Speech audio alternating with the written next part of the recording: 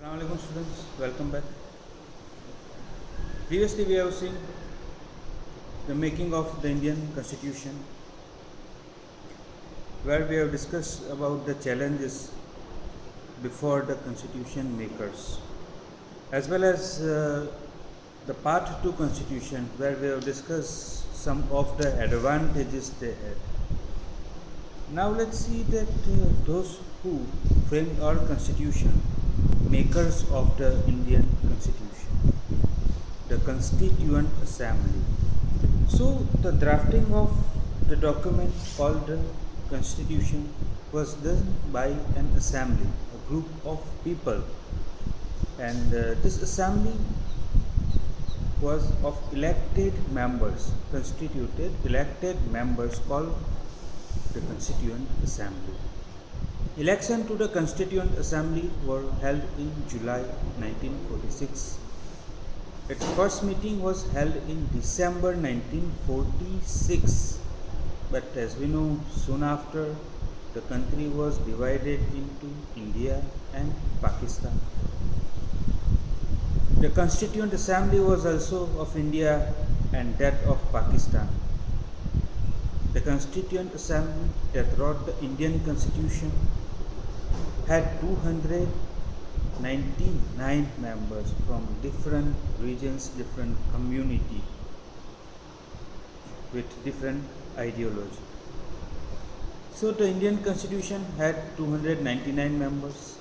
The Assembly adopted the Constitution on 26th November 1949. Remember these two major differences, the date when our Constitution adopted and the date when the Constitution came into effect.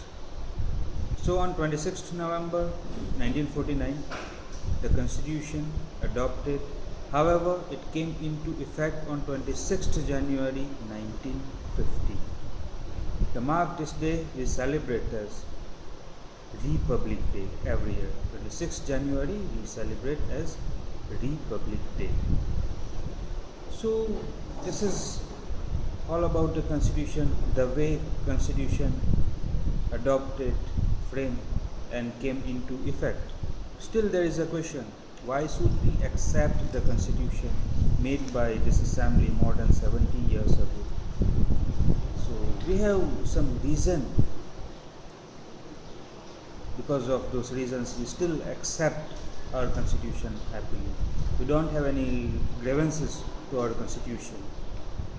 So the Constitution does not reflect the views of its members alone. It expresses the broad consensus of the time. Many countries of the world have had to rewrite their constitution afresh because the basic rules were not accepted to all major social groups or political parties of those countries. In some other countries, the constitution exists as mere piece of paper. Basically, they don't accept in proper way or not in the proper effect. So no one exactly or actually those constitution follow. The experience of our constitution is totally different. Over the last half of a century, several groups have questioned some provisions of the constitution, but no large social group or political party has ever questioned the legitimacy of the constitution. We know that today possibly people are against the government, against the system, or against a certain political party. Even today some people claim about the democracy, that people still raise question that about Indian democracy. There is no longer Indian democracy, but no one till now has a question on the legitimacy of the constitution. People today said that the government sometimes was beyond the constitution, but still we accept constitution as the supreme document of our country. So this is an unusual achievement for any constitution. That is the first reason. Second one, accepting the constitution is that the Constituent Assembly represented the people of India. Like before I said, Constitution basically framed by those elected representatives. It's not like given by king or it's not like given by British rule. However, our constitution makers were elected members. So that time there was no universal adult franchise. So the Constituent Assembly could not have been chosen directly by the people of India.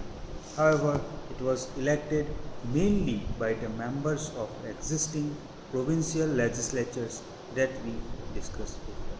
Like in the British era, they had the provincial legislature as well as the national parliament.